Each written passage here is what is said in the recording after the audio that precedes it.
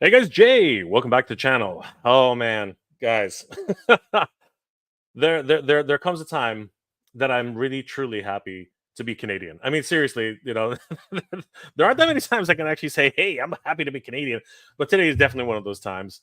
And I have some other friends of the channel who, of course, are Canadian, who will have to join me for this wonderful occasion because we're getting to talk to two very legendary comic book writers and creators in the industry who have touched many of our lives. I think all of our lives. Anyone who was born in the '80s and watched cartoons and read Marvel comics and read DC comics and just had comics in general.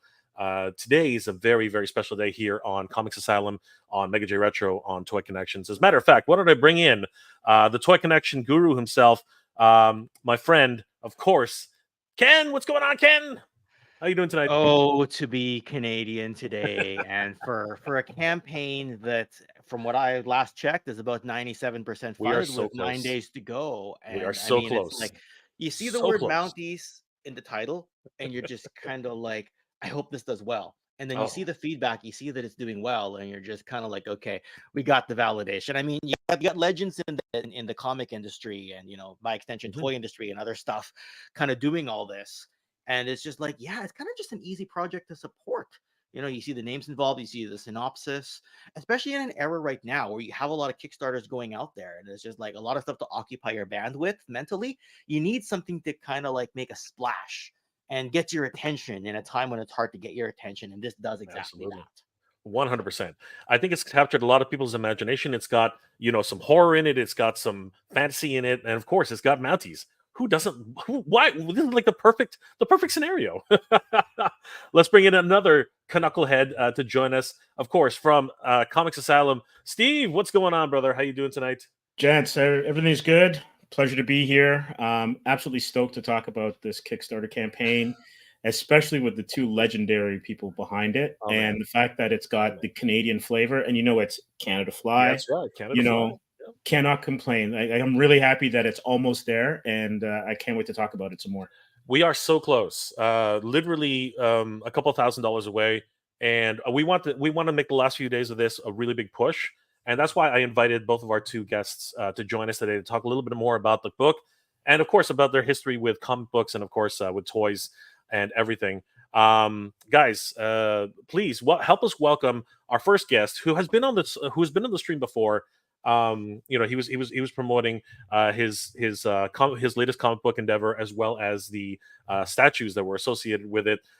We had a lot of fun the last time he was here. Guys, please help us welcome another legendary comic book creator, Guy Dorian Sr. Guy, how are you doing today, my friend?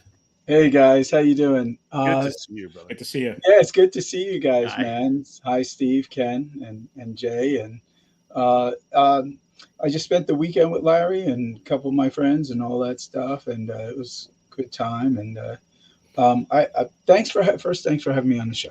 I just want to thank you, No, absolutely. We're and excited to have you, and we can see some furry friends in the background there.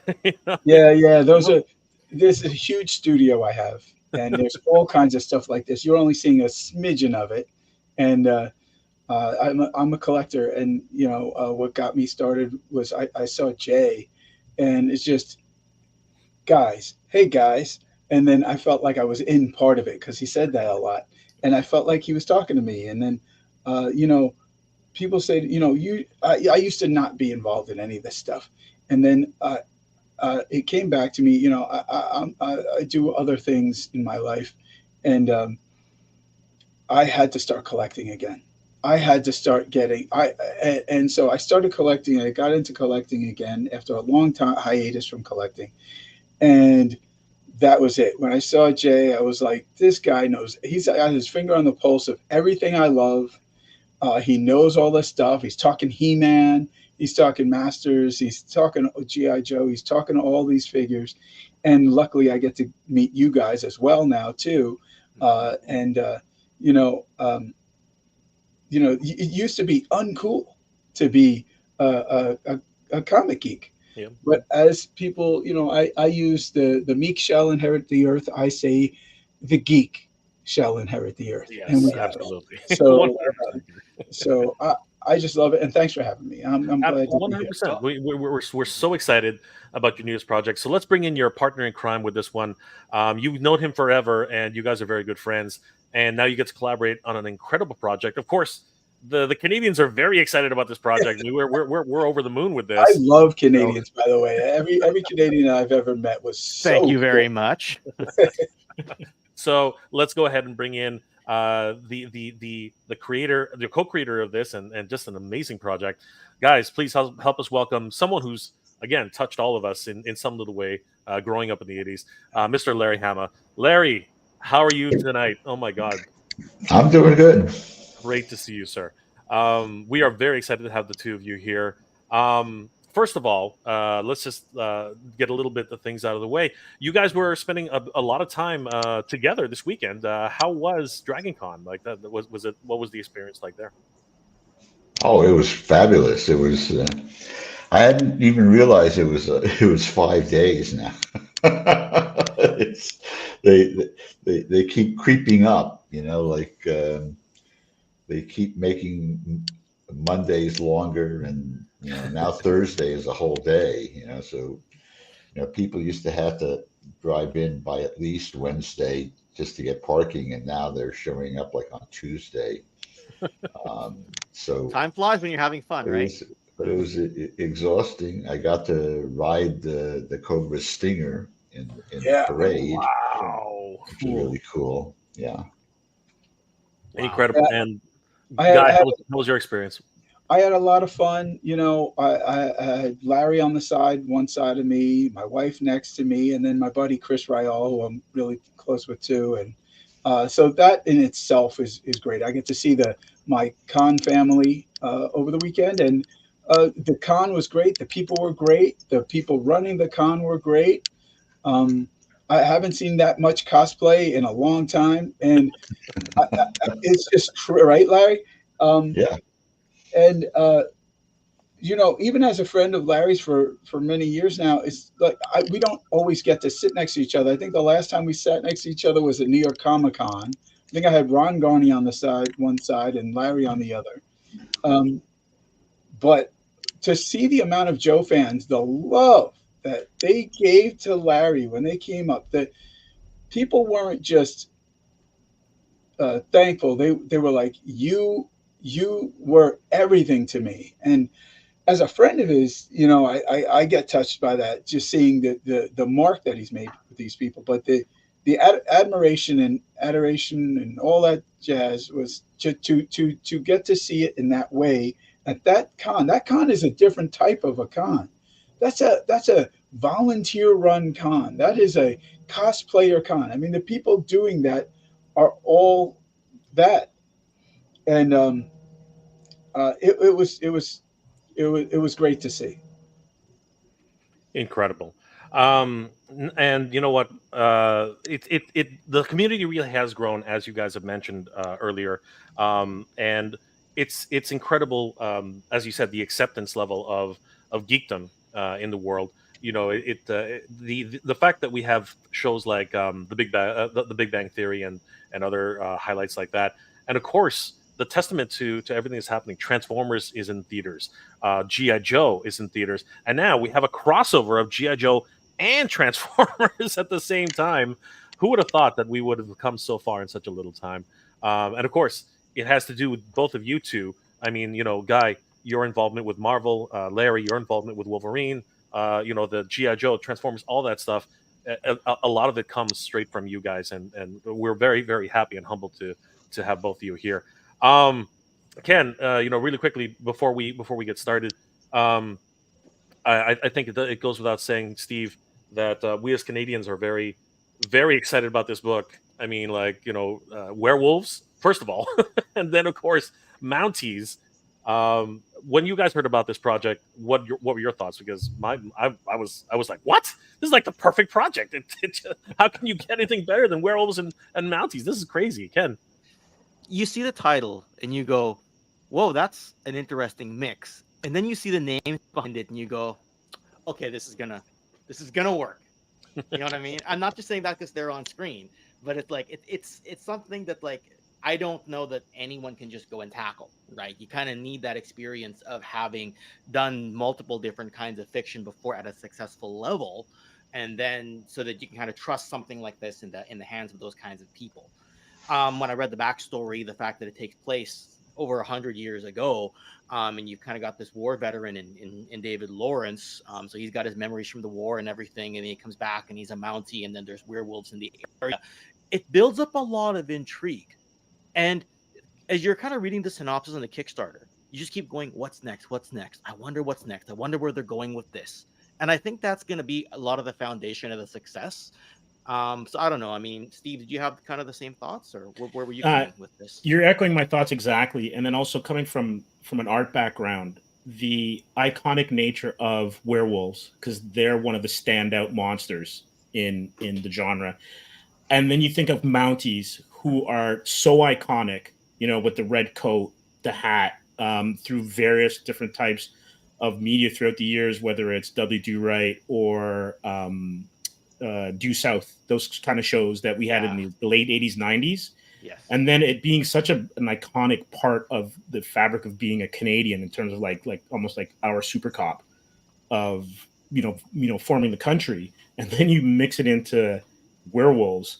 It just not only just piqued my interest, but it's like, how are these two legends going to make this work? I can't wait to see it come to fruition.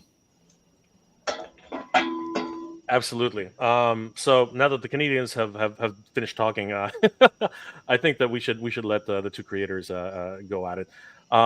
Guy, Larry, how did something like this happen? I mean, this is absolutely incredible. I mean, like, just looking at the let me just share the screen.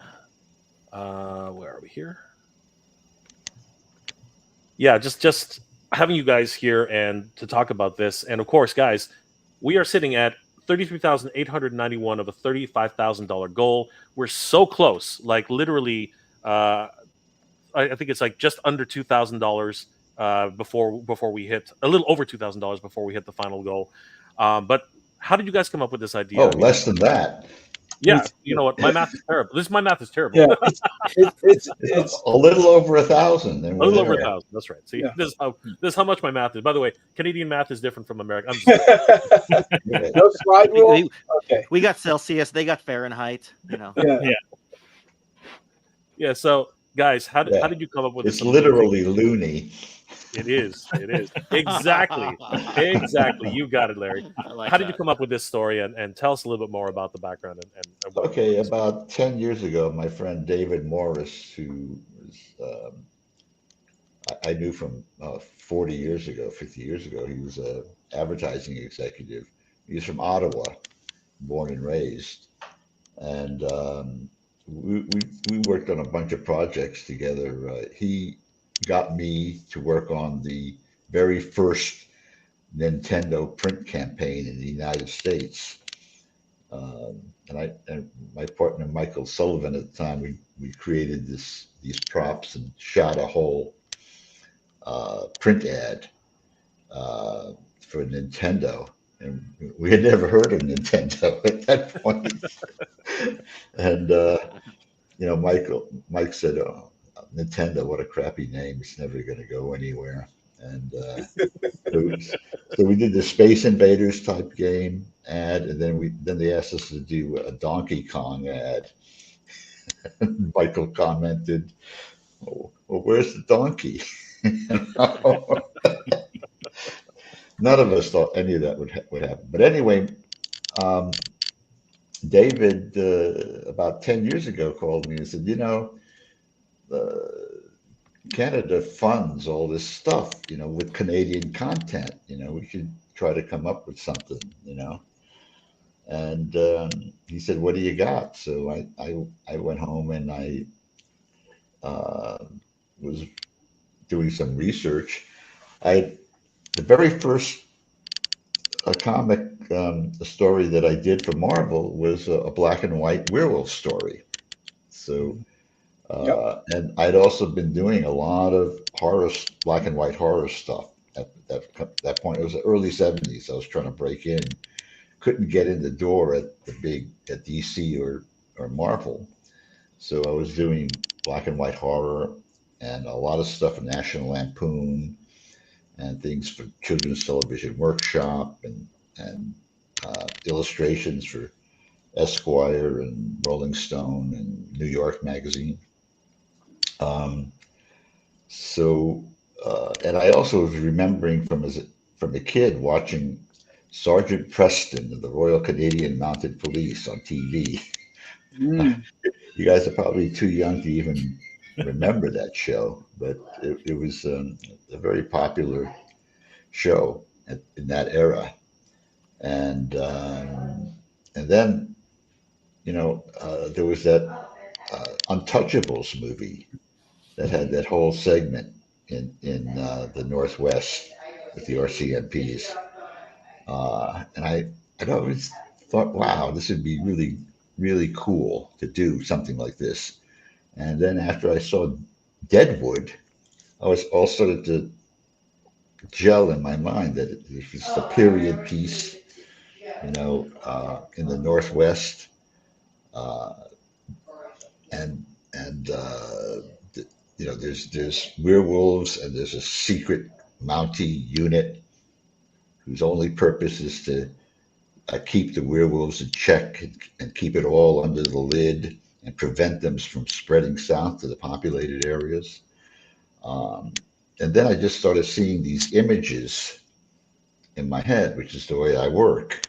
I've never identified as a writer. I don't call myself a writer. I'm a penciler with a word processor. Um, Look, I had to draw comics for 15 years before they let me write one. They would always say, you're a writer. You can't, you're a drawer. You can't write comics. Well, that was because all the editors were writers. And if if they started letting the artists write their own stuff, they'd be spitting in their own wallets. So, well, that's basically how it came about. And, it just sort of withered on the vine for 10 years, all the time. But all the time I was adding to it and, I bought like 30 or 40 books doing the research over those years, made a lot of sketches, um, and just tried to visualize the whole thing. Um, and That's the way I work. I see the whole thing as a series of images, and the words come to me dead last. Um, so, you know, it was just sitting there, and I was talking to Guy one day, and he said, "Oh, let's, what else can we do together?" And I said, "Well, I got this old thing that's been sitting around, but I really had a lot of faith in it." And I showed it to Guy, and he said, "Yeah, this is we should run with this." So, and the rest of it is Guy's story. So Incredible. Yeah. So one thing that, like I said earlier, I'm sort of, you won't see my name on everything, but I'm sort of like if there was ever a TV or movie producer that was a comic book producer who doesn't work for the big companies or anything like that necessarily. I have, but I produce things and I make them happen. I'll get all the writers, artists, letters, this, that, everything, do all the media, blah, blah, blah, everything. Uh, uh, there's not too many guys in my industry who are willing to take up that mantle. It's a mammoth task. It is a mammoth task to do that. Luckily, I have an incredibly talented son who's also a screenwriter and all that stuff, and he'll learn. He did that trailer. My son did that trailer. Never knew how to do it. He just goes, "I'm going to make a trailer." I'm not an artist, Dad, but he did it. But anyway, um, I like to work with the people that I know, and because usually they're all running in the same circles anyway, and I know they're great at what they do. So it's pretty simple to come up with that thing. And Larry Hama's a giveaway. It's like, oh well, that's a no-brainer. But people bring me their stuff all the time. I'd say over the last month, I've gotten about 15 solicitations from artists and creators and everything. But I just like to work with people I work with anyway. So I was really, it's a gift to me that Larry said, hey, man, I got this thing, Mounties vs. Werewolves. I feel it's like a gift. I'm like, oh my gosh. And then when he said Mounties vs. It's not, I love military stuff and I could do it. And we have other stuff that we've been working on that you'll hear about in the future. That's military style stuff. But I'm a freaking horror guy and I love monsters and I'm really great at creating the designs for monsters. And when Larry said Mounties versus Werewolves, I was like, oh my gosh, it was like a breath of fresh air. And I was like, man, we have got to do this. It took a little while. My wife was very ill. And we were trying to get through all that. And Larry, of course, a big supporter of my family and all that. And all that. So we went and did it. I think this is going to be one of an incredible thing for Larry and I. It's just one of those things that just gels, and it's going to do everything that we could want. And someone was asking Larry. I'm not talking for Larry, but I saw that someone had asked Larry, like, "Well, how long do you expect to do this?" And Larry said, "Well, forever. Why would I not continue doing it?" So I'm really glad that people are jumping aboard because, this is going to be a long-term thing. And it appears, I never say successful until I see that made 35. Once it hits 35, I'll go, okay, all right. And I know we're that close, but still, I never say anything until it's there. But Larry and I are going to keep this going on. And I have ties with toys, comics, games, movies, television, everything. And I intend on this being everything that it can be, and getting it to where it has to be. And as a personal friend of Larry's, I believe that first I thank Larry for trusting in me to do it and make it happen. But I believe Larry deserves ownerships of things that he creates, like real, full, solid ownerships of the things he creates. And there's so many things. If you get me on a rant, I'll start like getting in trouble if I start saying things I want to say about things that I think Larry deserves that he hasn't gotten. But we'll leave that there. I just it's a great thing, and I think it's just a perfect time for this. It's a perfect time.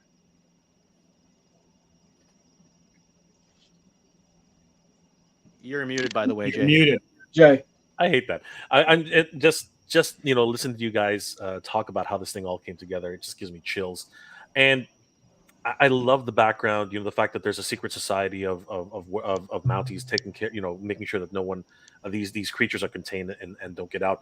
It brings shades of like pulp culture, from like Underworld to what's it called, the Kinsmen. You know what I mean? Like all these secret agencies that no one's ever heard of, but again are secretly protecting us. And of course, these secret societies that have existed for centuries or even longer, that are trying to come out of the shadows and take over.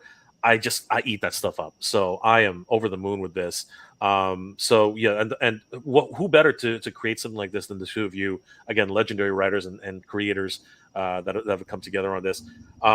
Steve, Ken, like I'm over the moon here. What are you guys thinking? I'm amazed, not only the concept but also the team that's working with Larry and Guy, like Salvi Shema, Scott, Hannah. Can you, Guy or Larry, can you give us some more info on exactly what that all-star band you've put together to help bring Mounties versus Wolverines to fruition? I'll talk on that because that's my field. That's my area. I do that all the time. I did it over at John Carpenter's when I worked with John Carpenter and Sandy Carpenter on their stuff, and I'm just good with that. But like I said, these are my pals. So I just, hey, you want to do something? Hey, you want to do something? It's usually my ideas, by the way. Usually all the projects come from my brain. But I just such an admiration for Larry, and knowing the potentials in certain things. It's just incredibly brilliant. So, I put together a team of people that I think are tried and true phenoms of the industry. So we've got Scott Hanna, Larry Hama. Sal Buscema has been my inker for the last like 14 years. We're really good pals, and I have him work with me on everything. We did ROM together, and we did Hyperbreed together with Louise Simonson, and all that. Scott Hanna is just one of the greatest inkers who's ever touched paper. J.K. Woodward and Kevin Conrad, they're just absolute professionals. And you've got Kelly Jones. I mean, Kelly Jones is just absolutely brilliant. Everyone knows this. So, I'm not gonna do. I like to do. When I do martial arts, I know the best people in the world. When I do anything, it's the best people in the world. These guys are the best in the world. They're part of the crew of the best in the world, and it's also a team. Like Kevin Conrad worked on Kiss Psycho Circus with over at McFarlane. That's the kind of thing this story needs. It needs that darkness, the black shadows and lighting and atmosphere. Creators that do that. I specifically chose them that way. People who could create emotion with imagery. We're here as a support system for Larry. Larry's the guy. He's going to write it. He usually, the way Larry and I usually work is Larry will do layouts and he'll send it over to me, and then I draw them. I'll take the character and then I'll put my own design on it, or some I'll design, or some he'll send me drawings of, but whatever. But the thing is that Larry and I know how to work well together. The thing about Larry being an artist, that is a different animal that makes it super amazing. Because here's the thing I like. I work with people from all over the world and on all kinds of things. And I love all the writers. But when you got someone, you have a writer who could sit there. So my job usually is, when I'm an illustrator, I get the script in. The writers can come up with pieces of things and scenes, and write scenes based on how to write a scene, what they should do and the steps that they take in their writing. They know how to fulfill creating characters and giving different voices to characters and everything. But many writers I've talked to can't actually they can't draw it. They can't visualize it in the same way. So it's like the way you visualize a dream. You can dream it. You could say this happened in your dream, but actually you didn't see all that in your dream. You saw pieces of it in your dream.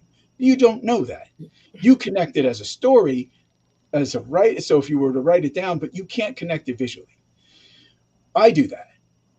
But Larry can take the absolute vision of his thought process, vision of his writing. He understands character better than anyone I know. And he can lay it out. And when I get it, obviously there's a lot of drawing I'm doing and putting my own thing into there. But what he does is the vision of it is the truest vision of that story that comes out right as he does it in an abstract way that can't be done in any other way. And that's the way Larry and I usually work. And it works well because I know this stuff, and I know how to draw, and I know how to put it together. And I myself am involved in a lot of other things that have to do with writing. I'm dyslexic and I'm attention deficit disorder. I'm hyperactive. There's no way I can sit down and just write a script. I wrote something. I've written stuff before, and I give it to my son, who's a screenwriter, and he goes, there was this scene in what is that? A Philadelphia TV show. I can't remember the name of it. With Danny DeVito. It's Always Sunny in Philadelphia. Yeah, where one of the characters writes something, but he's dyslexic and everything, and he's ADHD, and he writes it, and nobody knows what the hell he wrote. That I'll write an entire thing, and it's fantastic, but nobody knows what the hell I wrote because I skip words, I write them wrong, I type them backward. Anyway, working with Larry's it's just the most true vision of any story you can get. And this, there are a few pages that when we first started that Larry sent to me, and I knew once I saw them that this is the perfect collaboration and everyone involved. And this is, things happen at their time. Like Larry said, he came up with this years ago. And we actually started talking about it like 2 years ago or something, right, Larry? But at least, yeah. Yeah, but we needed our time. We needed everything to fall into place. I needed to know when. I've never done Kickstarters. That wasn't a thing that I do, and I only wanted to do it with Larry. And this is the time, and it's perfect. Well, it's.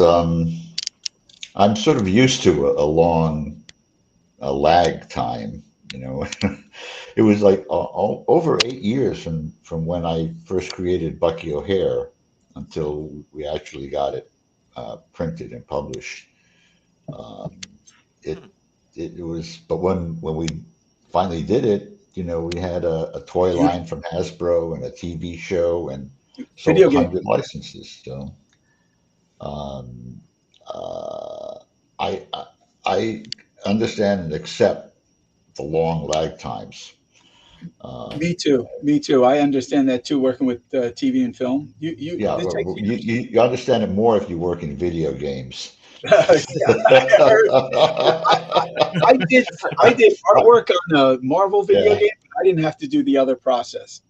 Well, I wrote I wrote the script for all the cutscenes for the Activision Wolverine's Revenge game. Yeah, it was 120 pages of cutscenes. And it was like, that's a screenplay, 120 pages. Basically, and I think I did Sean Shen on cutscenes for X-Men. Yeah, that took me, like a couple of months to do, and when I, maybe 3 months, and when I finally handed it in, they said, "Oh, this is great. Now can you storyboard the whole thing?" Well, that's going to take quite a long time. And they said, well, we're a video game company. We're used to spending years on this stuff. So it took me 6 months to board the whole thing. And what I'd like to say is when you walk into anyone looking to back the comic, it's a double-sized comic, by the way, first debut issue. So it's fantastic. But you're getting professional people who've worked on these things for many years. So you get you put Larry, when did you start in the industry? I sold my first cartoon in 1966 to Castle of Frankenstein magazine. So from 1966 till now, everyone and everybody's, and so he's got that many years, and I've got 30 years, and he's got like 55 or whatever it is, and I got 30 years, and you add it all up, you got 200 years worth of knowledge going into this stuff. So you can trust that we're going to make it the best it can be. Yeah, and the thing is, I'm fairly fast. About 4 years ago, I was laying out 4 books a month at DC. I remember that. Yeah, I remember that. The Deathstroke was the major one, and Michael Cray and 2 other books. because DC had all these artists that could draw like crazy. You know, they were much better draftsmen. I'm not a finish guy. I'm a storytelling and concept guy. And you know, I had done this before at Marvel. I used to lay out stories for the new guys. Um, I laid out my 2 or 3 issues of Daredevil and a couple of issues of Moon Knight and things like that. So, but you know, I never tell the companies how fast I am. You know, it's going to take at least 2 weeks. You know, but I can, you know, I laid out, I wrote and did breakdowns. You know, pretty tight pencils without shadows for G.I. Joe Silent Interlude. I did that whole job in 3 days over the weekend. And Steve Lealoa inked it in like 2.5 days, 3 days. Crazy. Yeah. So because we only had a week and change to get it out the door, and we did it. So putting images in sequential order so that they tell a story is my basic skill. My basic skill. It's a phenomenal one. It's and a phenomenal. Because you know, once I figure out the storytelling, I sort of start to lose interest. I'm not into noodling and like putting in lots of detail. You know, and you know, and when that's where you know, I started out as Wally Wood's assistant. Yeah. And you know, and Woody always admitted that, you know, the reason all of his stuff was like packed full of detail and noodled and noodled and noodled was that he was very insecure about his own drawing ability. And I was like, you're Wally Wood and you're insecure about your drawing? And he said, well, yeah, look at, you know, he said he looked all around him at everybody else that was drawing for EC. And it was like Al Williamson, you know, and, you know, guys like that, Bernard Krigstein. These guys were phenomenal artists who could, and it was like natural to them. And I got to say, there's still.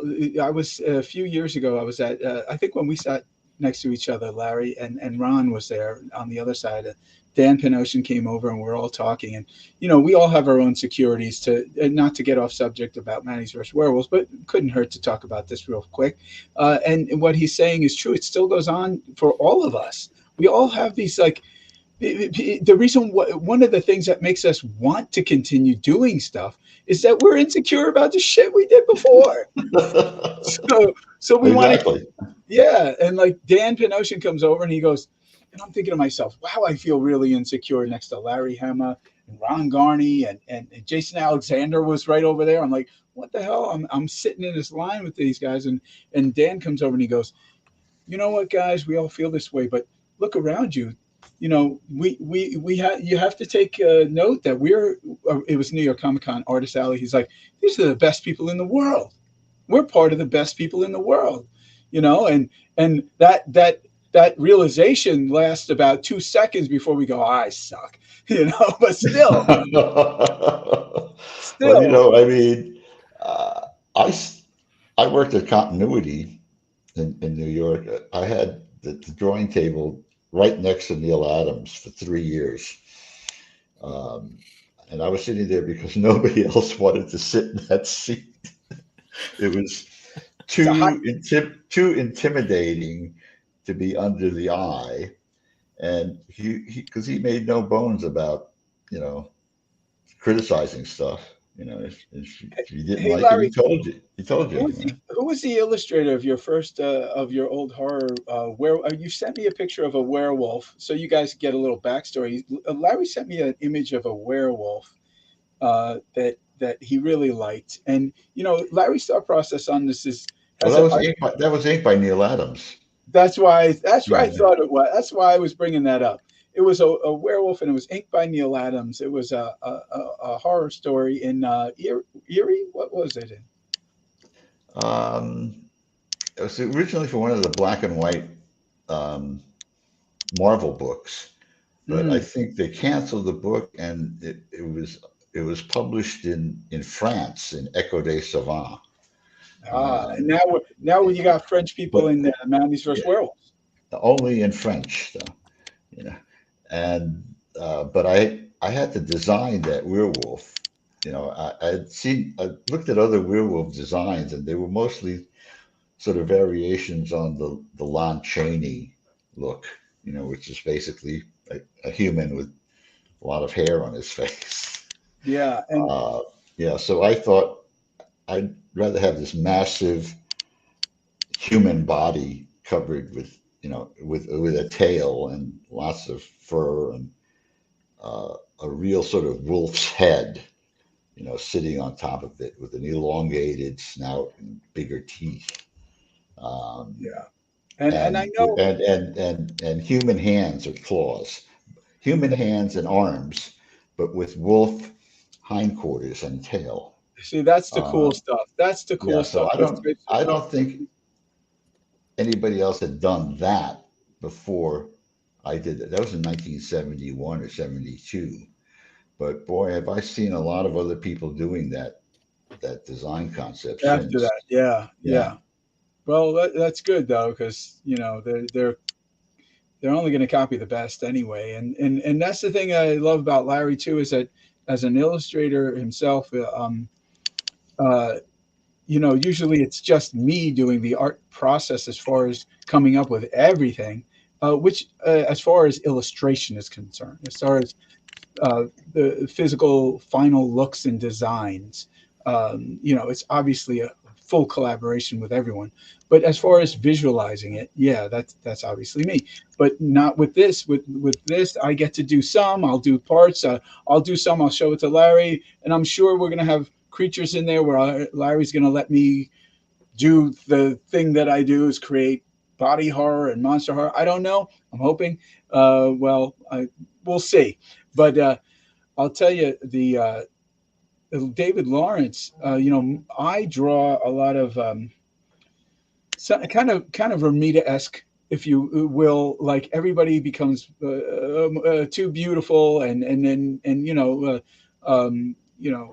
Peter Parker got the glow up from Ramita from Ditko, and when Larry said to me when I first did David Lawrence, he said, you know, he was moving more towards the Hammer kind of visual, and the characters aren't so heroic and like this. They're into that horror genre, and then it instantly changed the thought process. I knew where he wanted to go after that, and we have David Lawrence there on there. He's still pretty tough looking, but he's much more into that Hammer style with oh gosh, what's his name, Larry?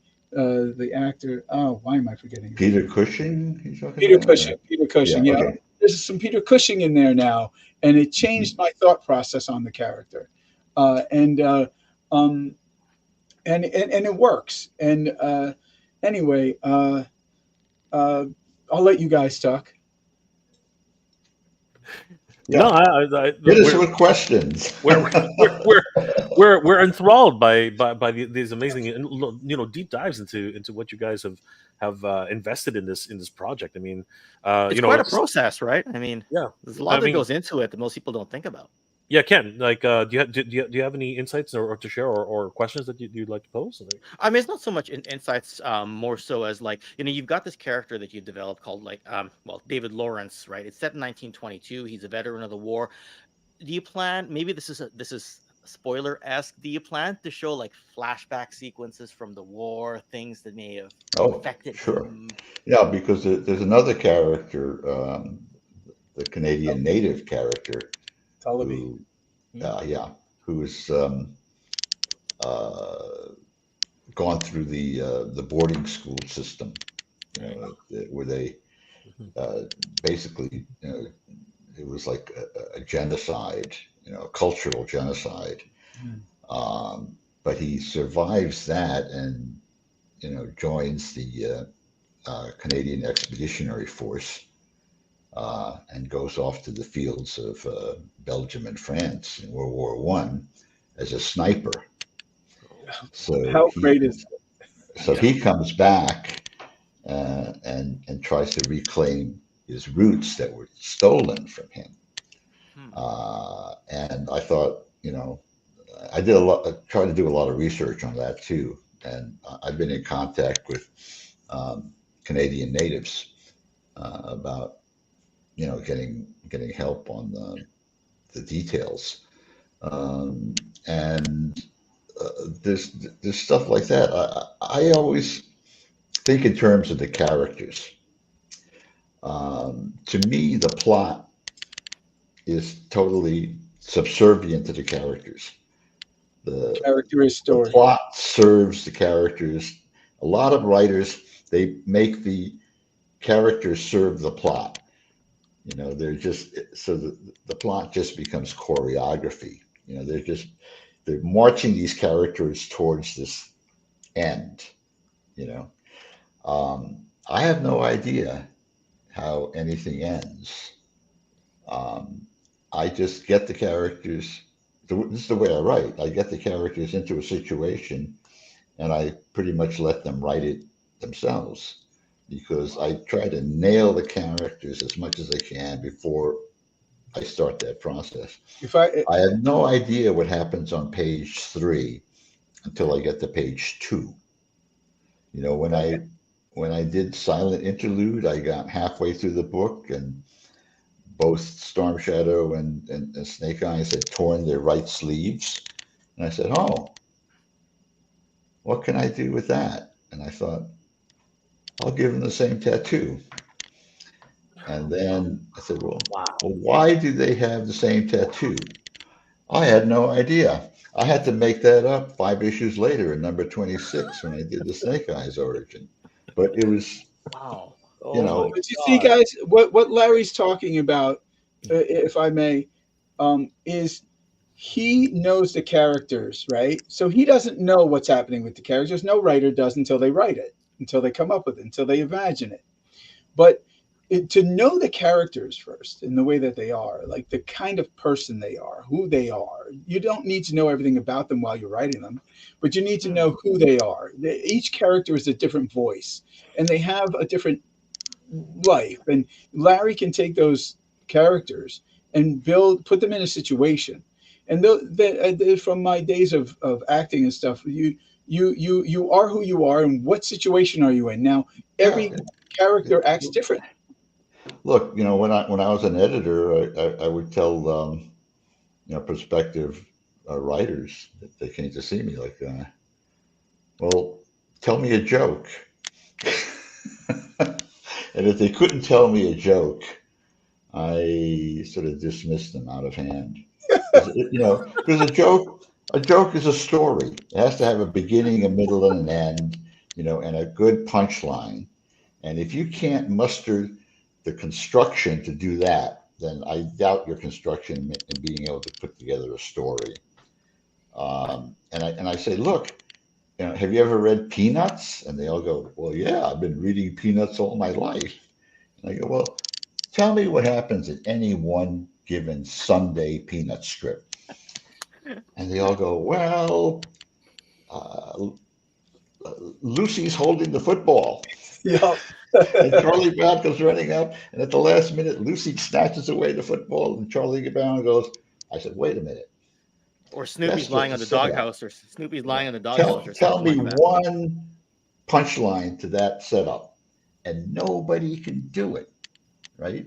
And I said, but if I asked you to write a 1-page psychological profile of any of those characters, write me a profile of Schroeder, write me a profile of Lucy Van Pelt, write me a profile of Linus, you could do it because you met those characters like the way you meet real people in tiny increments every day. So you get to know that you feel like you know those characters. Later on I would ask people, look, you've seen all the Harry Potter movies. Can you tell me one single plot from a Harry Potter movie? Nobody can.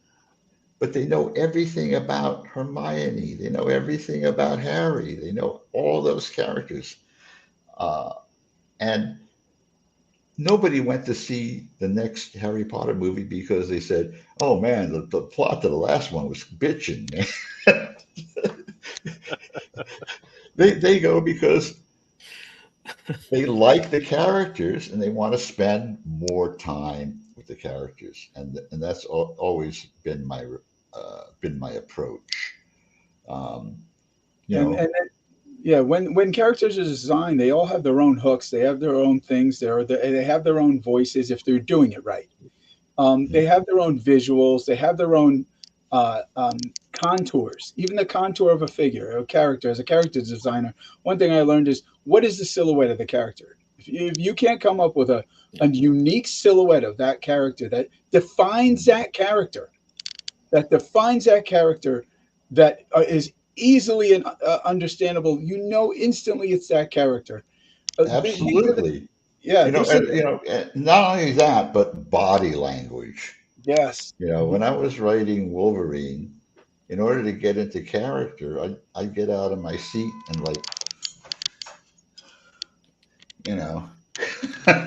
Right. Yeah. get, and it's muscle memory. Yes. When I do fight sequences, I actually get up and try to go through the moves. And, if you actually do it, right? The muscle memory is embedded in there. You can draw it then. Trying to draw action stuff just out of your head, just imagining it, never works. It always looks stiff or, made up. Yeah, But you got to do it. If you get up out of your chair and you actually do it, that gives it a lot of life. And we're not just talking about fights. We're talking about, body language altogether and attitude, because Wolverine was all about attitude, more so than, just snicking out the claws, and that's the hardest and main thing to try to nail down about doing this stuff is to nail the characters so that if a lot of times you write stuff and you get to a point and all of a sudden you start to feel like you're forcing the character to do this stuff to fulfill the needs of the script, and that's wrong. If I get to a point like that, I change the script. When I realize, because I base all the characters on people I actually know, or friends, or people who are very public and have very public personas. So like if I base a G.I. Joe character on my cousin Randy, and I get to a certain point, in the story, and he react, and I've got him in this position where he has to react this certain way, and I realize he wouldn't do that. That violates his character. Right. I'd rather change the plot than violate the character, and I think that's what actually contributes to the ongoing popularity is that keeping the characters absolutely consistent makes people feel very comfortable. And they get to be involved in them the way in personal ways. Each character is like Larry was saying. It's about character. It's the same thing in film. It's about character. You're in the movie industry. You sit down to these meetings. If they're not talking about character and they're talking about scenes, not characters, you're like, what the fuck is going on here? Yeah. Anyway, I'll let you guys ask questions. No, not to interrupt, but I have a question. Mhm. When you have a long gestating idea, so you have the idea and say maybe it takes 5 or plus years to get to it coming to market, or you're actually able to work on it to bring it to an audience, does that time allow or change how you then look at the characters from when you would have first started it, as opposed to a silent interlude where it's like, yes, of course, the characters are established to a certain extent, but you don't have the time to kind of guess or second guess or double back on characters and their traits? Well, sometimes you do it on the job. Yeah. Like like Asylum 21 is like the first introduction of Storm Shadow. So I hadn't drawn him, really didn't know anything about him, and I learned everything about him in the course of those 22 pages. Because I had to really think it out and as about what his motivations were and everything. I mean, I didn't have what I had when I started drawing and writing that book was the idea that Storm Shadow had captured Scarlet in some way and was taking her to the Silent Castle. That's all I had. And everything in that story was created literally page by page. I had no idea what was on page 3 until I got past page 2. And as far as the time it takes, and does it change? Like if we wait longer, we're all busy professionals. So it's number one. When somebody asks, "What are you doing?" we usually have something to say. So it's not like when we look at it like, okay, I'm working on this now.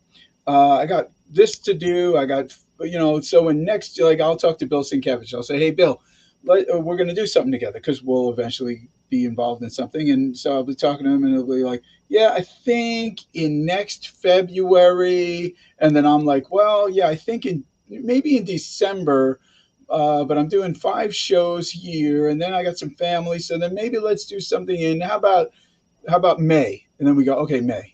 And then so that's it. It's literally, that's a big part of it, first of all. The second part is, we sit down and we throw it around, and these are our passion projects. So we're sitting around and we're talking and we go, "Hey, I want to do this. I want to do that." And then there's usually an introduction error. There's like no matter how much you work with someone, when you start something new, it's like, who is David Lawrence? Well, David Lawrence is going to grow between the two of us as we go along, and I draw him at every angle could possibly be seen. And as I imagine his breath coming out in the cold, and if he's been injured or if he hasn't, he's going to grow out of that. What is his body reaction in the face of danger? And now Larry, even if he lays it out, I'm sitting there going, in my mind, I feel that cold. I feel that as a finished, like I go into all that, and that all kind of creates just one panel of a certain look or emotion that's created. Kind of defines part of the life of the character. And if you look at like the main cover that I drew, I have it was the story behind that cover was Mounties versus Werewolves.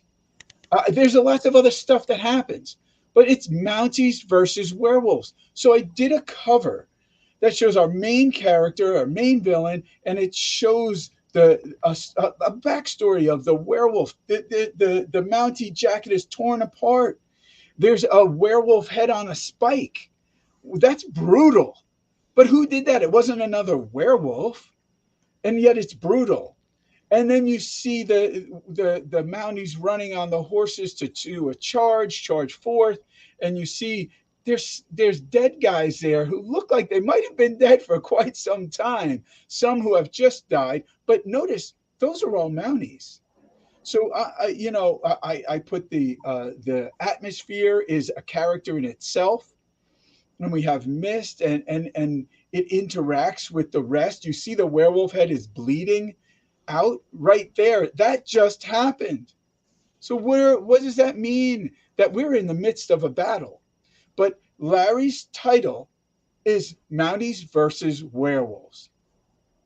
And he stated that this is traditional werewolves that become werewolves by the moon. And if you look at David Lawrence's hat, I added something on his hat. He wears that hat and it has slashes in it. So right there, This is he could get a new hat, but he's wearing that hat. This is a man who was deep in this and is involved in this, and this is his thing, and he's not changing that hat. That's his hat. That's his Mounties hat. But this is Mounties vs. Werewolves, and it tells the story. You look at the character holding it up. There's some scars I put on the character. There's things, but Larry's thought process is Mounties versus werewolves. And that's what you're going to get, and that's what I do, and that's how it all comes out. The atmosphere, everything. Absolutely incredible. So this is a brand new project from both of you, and I am always fascinated at when creators actually create brand new characters. And between the two of you, you've created characters over the decades. How because Larry, you've already spoken about how your thought process is and how things develop, but where does the core essence of because you also in previous mentioned that sometimes you base it off of people and their personalities and things like that. For this particular story, was there any one character that you had in mind when creating the main character himself, as well as his chief rival in the story? Well, sometimes they're like composites of like a number of people. David Lawrence is sort of like a composite of two people I knew from a long time ago, and the werewolf character is an actual French person that I knew a long time ago. So, which, by the way, my name is actually French. Not to cut in, but yeah, it should be pronounced Guy. Yes.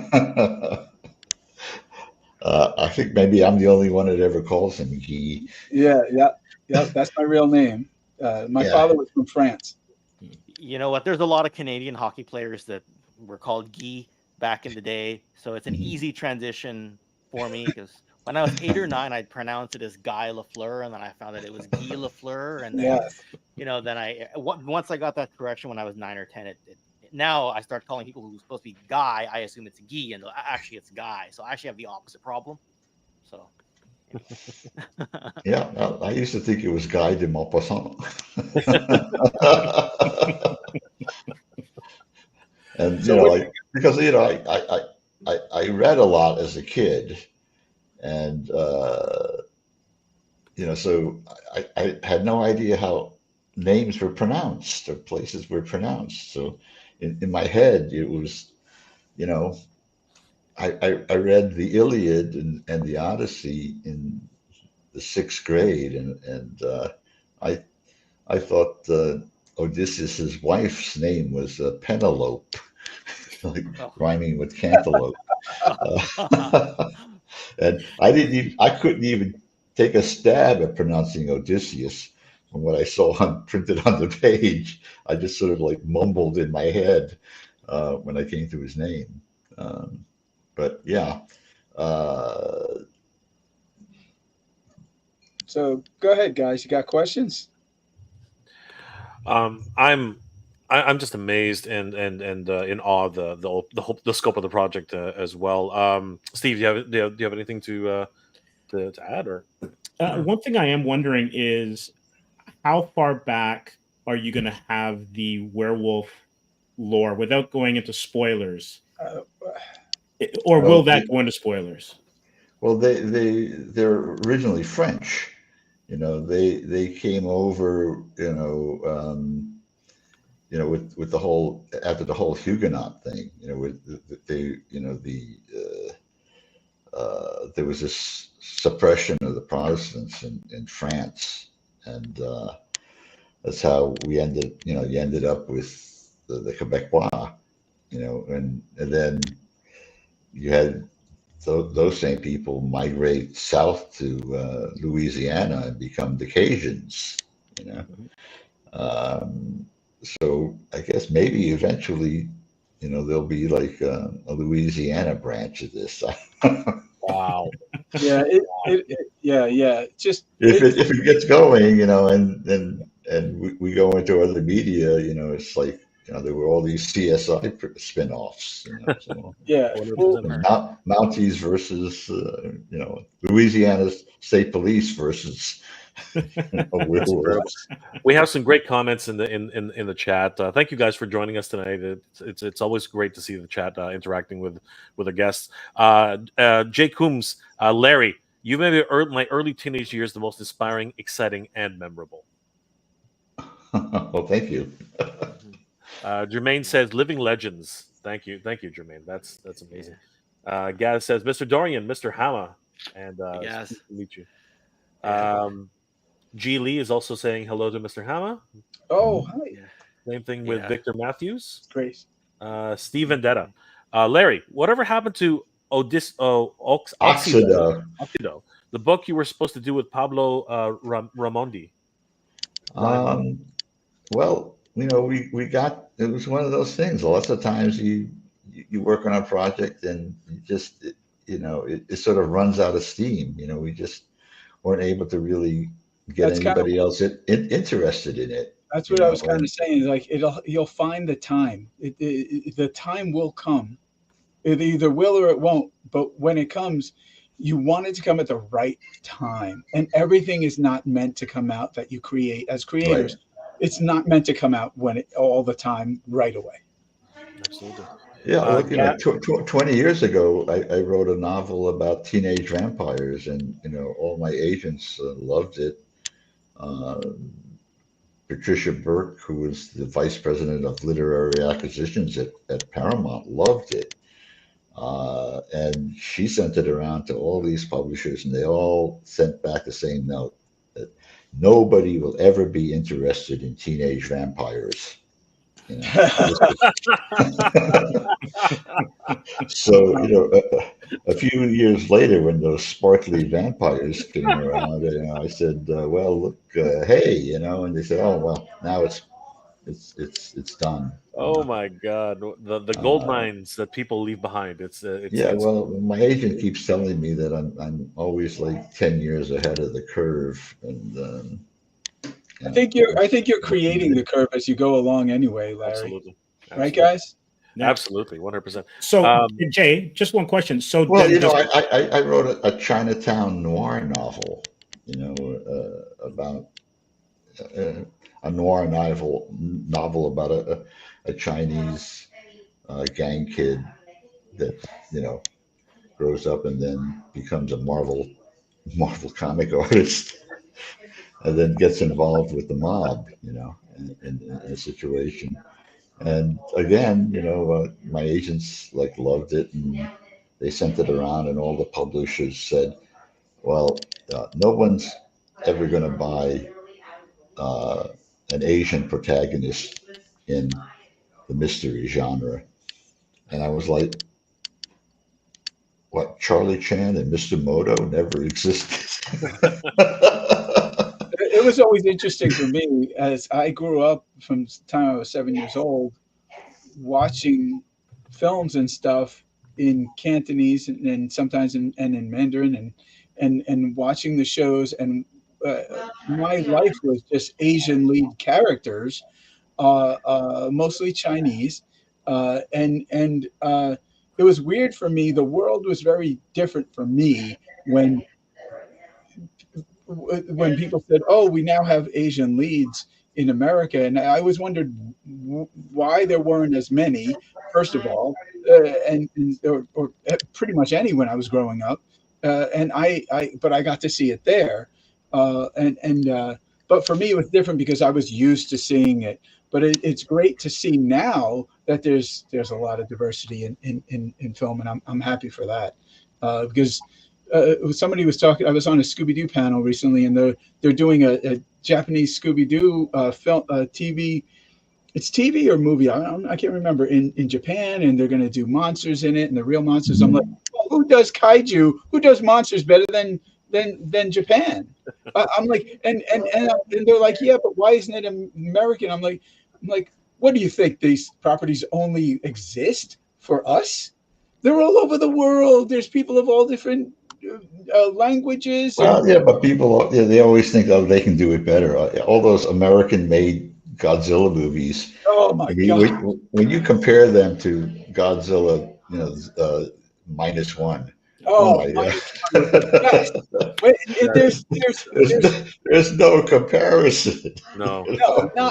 not even not even a barely a comparison. But No, anyway, and off because subject minus here. one stands as a good movie in its own right. It's not just a Because genre it's about piece, characters. It's very much about the you know, characters that and the Godzilla is about. diversity thing is really, boom.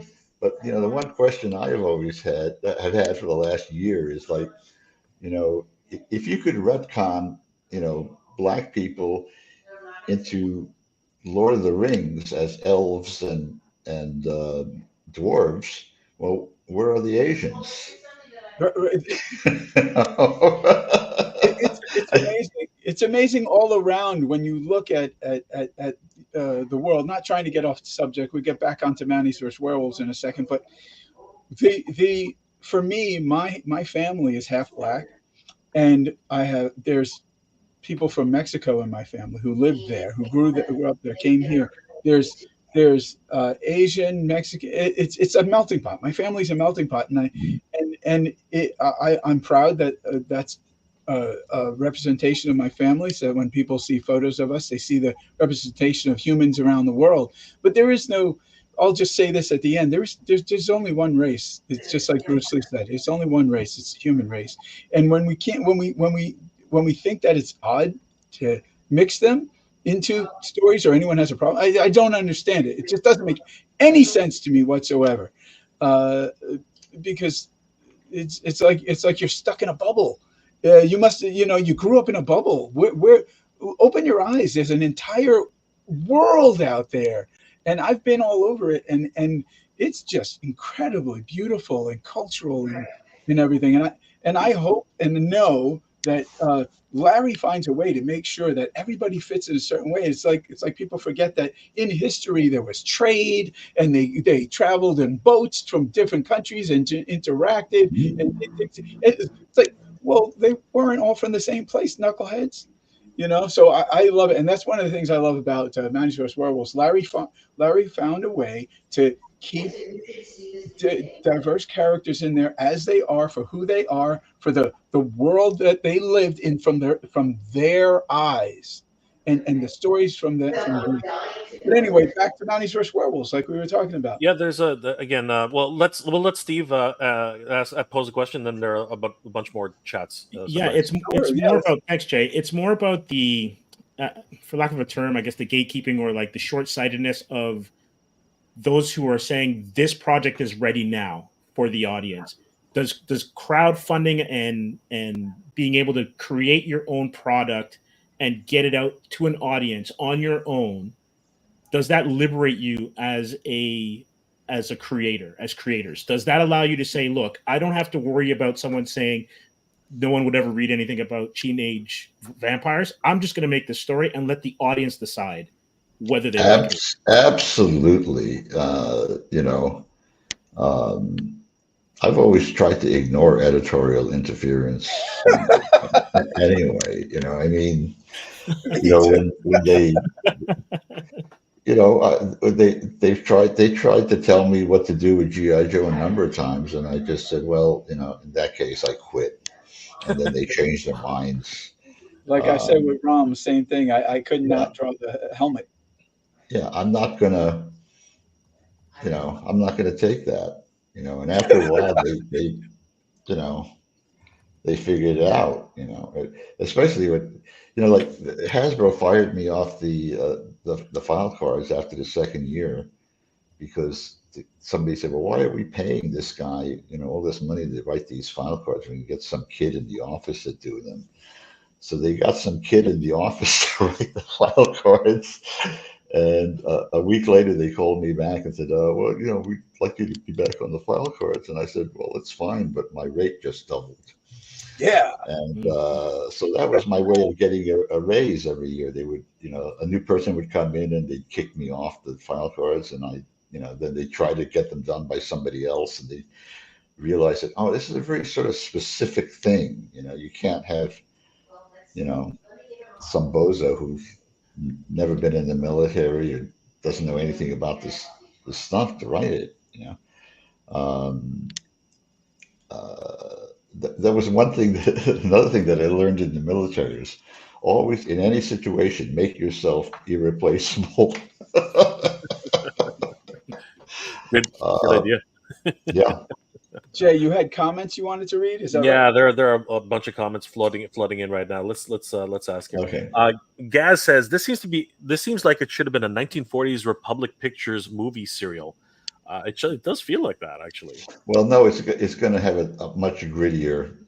Think in terms of Deadwood. Right. Oh, Yeah. okay. Yeah. Yeah, it's Yeah. gritty. Chaz says, "Look at this awesome panel." Thank you, Chaz. Same Time Toys says, "Larry, you definitely started something with that same tattoo gimmick. 100%. It started. I don't know how many hundreds and hundreds of tattoos I've seen. There's just as many, and there's just as many Cobra sigils out there too, Right. as the 100%. Arashikage's crest. Yeah. Absolutely. Treasures for Trigger. Treasure for Trigger. That's my buddy Phil. Hey, bud. Good to see you, Phil. He's listening, and it's his morning. Same Time Toys lipo moment. If you think about it, 100%. That was definitely a lipo moment. Gas. Texas Rangers versus Werewolves. I mean, lone Gas. Chuck Norris star in that one? yes. Well, I think Gaz would be wasn't all there a over it. flop movie of Cowboys versus aliens or something? Yeah, Yeah, there was. I think Done right. Harrison Ford was in it. I think. It's just Daniel Craig too. Clint Jorgensen. Larry, everyone in Salt City is excited for you to be there later this month. Yeah. I've never been to Salt Lake City. This should be fun. That's amazing. Steve Vendetta. Since the story deals with Mounties, are you comfortable drawing horses, Guy? Am I comfortable drawing horses? That's a really good question, Steve. It is not easy to render horses constantly, and a lot of things I've done have things that I've never really delved into drawing. Like, people think that, oh, it's just this and you could draw it. Oh, it's just that and you could draw it. It is very difficult to learn how to do some of those things. Sorry, my dog's barking. But you know what? I am not some kind of I'm a professional, so I will be drawing those damn horses correctly, and I will have fun drawing them, because that's just a part of it. When you're a professional, whatever is thrown your way, that's what makes you become, like, people say, well, what's the difference between, well, I could draw something well too. And I'm like, really? Okay, you draw something well, but what happens when they slam it on your table? You never drew it before. You barely have a reference for it that you need in the time that you need it. And you have 8 panels to do, and it starts off in space with a specific rocket ship, and then goes to a backstory of World War I, where the clothes have to be right, the guns have to be right, the hair has to be right. Then we go, oh, and then they switch the scene on us, and now we're walking through Manhattan at nighttime through Times Square. Well, that's my effing job to do it. And you suck it up, and that's what makes you a professional. You suck it up, you find a way, and you do it. You succeed at it, and you move on. And that's how all of it is. Horses, yeah, bring them on. Yeah, the thing about drawing horses, it's usually rough, is that if you've never actually, ridden a horse or been around them, it's kind of hard to adjust it in your head. When in the 70s, I used to drive out to Gray Morrow's house, and he had all these drawing tables, and me and Ed Davis would drive out there and draw all afternoon, and then drink a lot, and then go down to the basement and shoot pistols at, he had a range in his basement with a bullet trap. And then after that, Gray had a horse named Autumn that he was quartered at a stable, like maybe 2 miles from his house, and we go out there and ride around on his horse, and then go back and draw more and shoot more. And Steve, the guy who asked the question, it just turns out, Steve, that I actually owned horses and a farm. and I owned horses for over 30 years, so I think I'm all right. Mhm. And then, of course, he follows up with, "Will any of the horses be bitten or eaten by werewolves?" Well, yeah. I mean, if you know anything about, World War One and World War Two, there were more, equestrian Yeah. casualties than almost anything else. Oh yeah, I mean, they were soldiers. yeah, in World War Two, the Germans, were still using horses to pull artillery and stuff, and the horses are much bigger targets than humans, and they got killed left and right in both wars. Crazy. And of course, yeah, that it's such a sad thing too for anybody who's a lover of horses. Gaz, okay, I want to read that book that Mr. Dorian just described.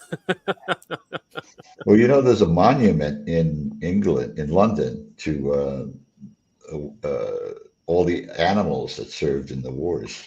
Horses and mules and dogs. That's amazing. And carrier pigeons. Really? Yeah.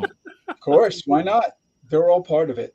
That's amazing. And you could bet that you'll see all kinds of stuff. Wait till you see Mounties vs. Werewolves and what's going to happen. It's just going to be and as we continue with your help and with you being involved, we look at a lot of the fans are partners in many ways, and you pay for the television you want to see and you watch the shows that you want to watch.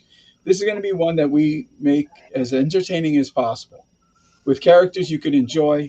You could pick one character, or you could pick them all. You could pick a werewolf, or you could pick them all. You could be on the werewolf side or the Mountie side. I have to turn into a pumpkin in about 5 minutes. Yeah, I was just going to say. If you got any questions for me specifically, you should shoot them my way. Yeah. Okay, so we do have. Let's talk about the campaign. Let's finish up with the campaign. Yeah, absolutely. Let's go ahead and finish up the campaign really quickly. So thank you guys for all those wonderful questions. You guys are awesome. The campaign right now sits at, if I can actually get it right, where is it here? There it is. Right now, the campaign is actually sitting at 33,984. It went up a little bit in the time we were talking. So thank you guys for all the support. We're literally just shy of our goal. Only about 1,000 and like $10, like 16. Really somebody's close. got to get you a calculator, Jay. I really need a calculator. I'm sending you a calculator. It is Canadian math, by the way. But I mean, seriously, we are so close. We are so close, guys. And there are a ton of rewards. And we've just been talking all about the amazing characters. There is the the native Canadian that we were talking about, right? Yeah, and of course the werewolf himself, the werewolf character himself, the Pierre Perdue character, Melisandre. And we haven't talked about this young lady though. So that's Melisandre. Oh, that's Alessandra. Oh, Melisandre. Nice. Just like the Game of Thrones character's name. I love that name. Yeah. And you guys can read all about the characters themselves in the Kickstarter. Let's talk a little bit about some of the rewards. So at $25 plus shipping, we get cover A, which of course was done by Guy Dorian himself. This comes with a 48-page double debut issue, plus exclusive David Lawrence trading card. So we can that's amazing.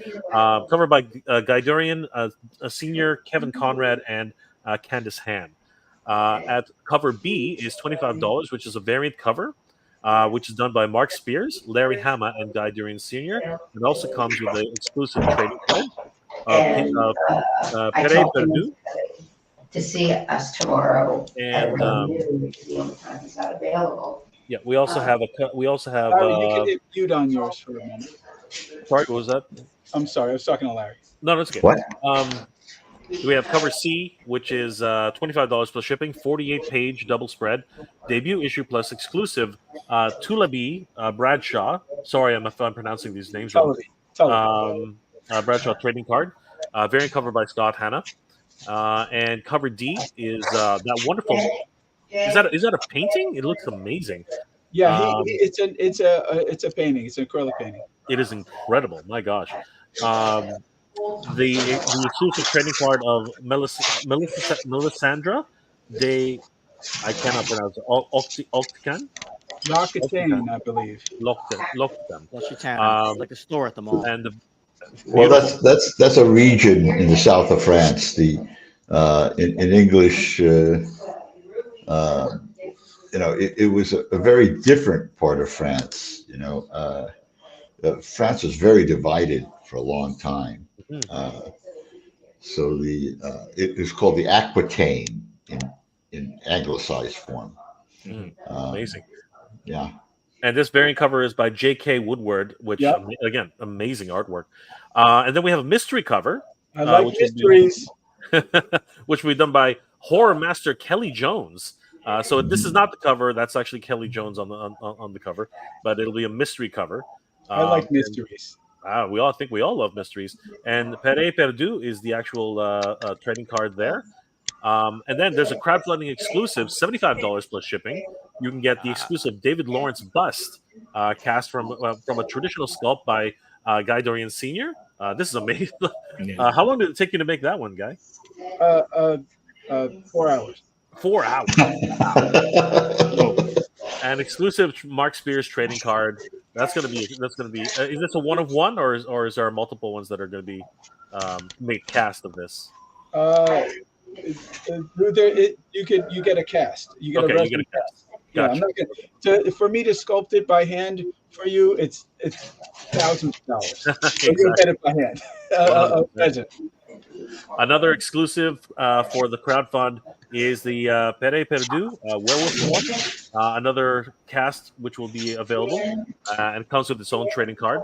At $80, you get the limited edition hardcover, 56-page hardcover with exclusive black and white cover by Larry Hama and Guy Dorian Sr., including a signed and numbered bookplate and bonus black and white trading card. This was a limited run.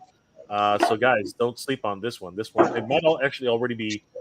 Has that one already sold out? Because that's I think there's still some left. Okay, let's have a look. This one is. Yep, there are a few left, but not many. There are only 194 left of these. So guys, don't sleep on this one. This one's a little fast. The full moon pack. This is the one which I think a lot of people are going to want. $100 plus shipping. You get covers A through E, the respective trading cards in the bundle discount. So that's amazing, especially if you want to get all those signed by the writers and creators. The Blood Moon pack is $200. It includes covers A through E, plus the limited edition hardcover and the trading cards. The Silver Bullet pack is $350 plus shipping, all the covers plus the sculptures. That one's going to be a lot of fun. Yeah. And of course, the 30-minute meet and greet pack. This one, I think a lot of people would be very interested. There are only 4 available at $1,000 each. Has this one sold out yet, or do we have a few left? No, I think one has sold so far. I believe you are right. Yeah, it's a chance to sit with We have Larry. 3 left. Yep. Yeah, Go it's a chance to sit with us and talk with us. Like whatever questions you got, if somebody ever wanted to ask, if they just want to talk to Larry and say G.I. Joe, and all they say is G.I. Joe the entire time, we'll be listening to them say G.I. Joe for 30 minutes. This is a virtual meet and greet. Is that correct? Yep.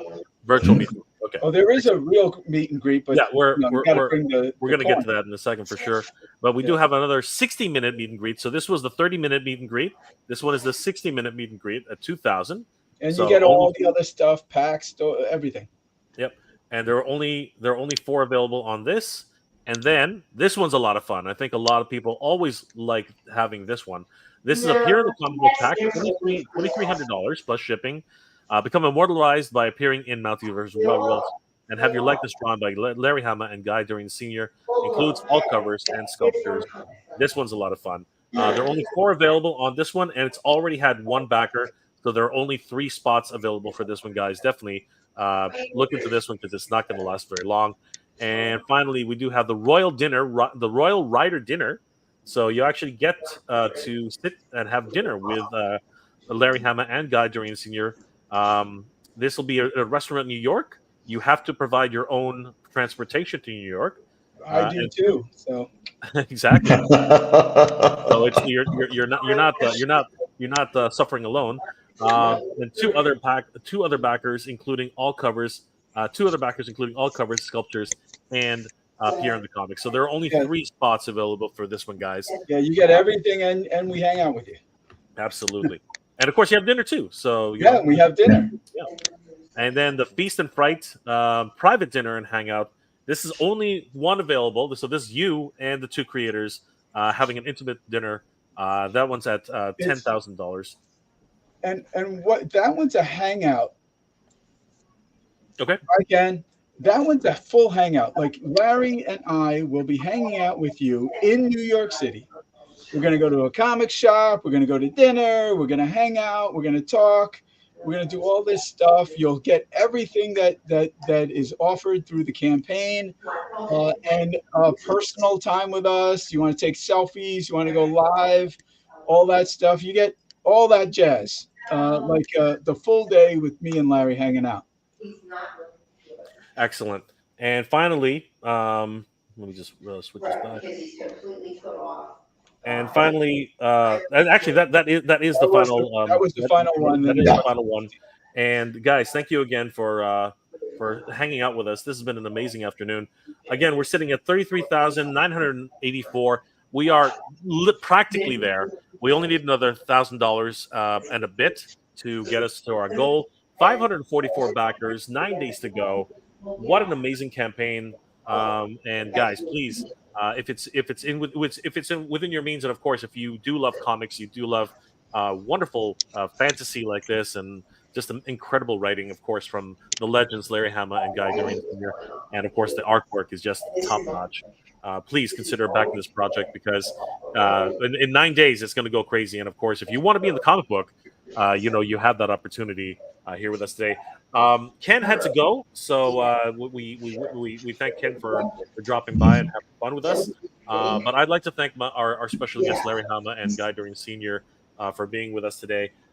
We do have a couple of comments quickly before we log off with these two, and thank you again for spending some time with us, guys.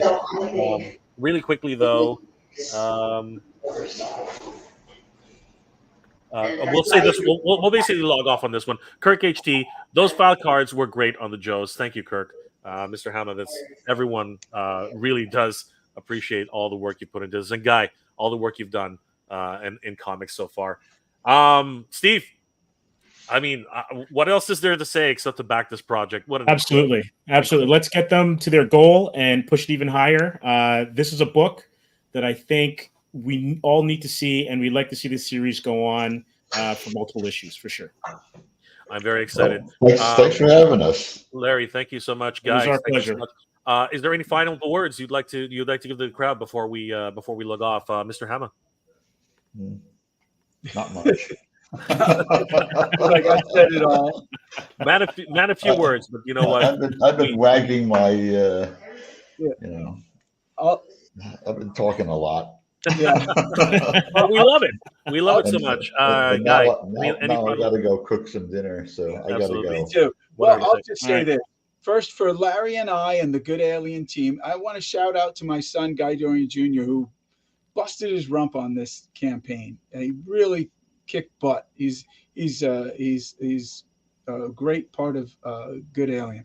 And I want to say thanks to everybody, and thank you for having us, and I really appreciate it. You guys are freaking amazing. Again, legends here, guys. We do have two legends here. Thank you guys so much for spending some time with us. Guys, please don't forget, back the project. We really need your help to get us over share the last bit. Share, and of course, share the project, please. Check out Mounties vs Werewolves. We will see you guys in the next one. Bye-bye. Bye.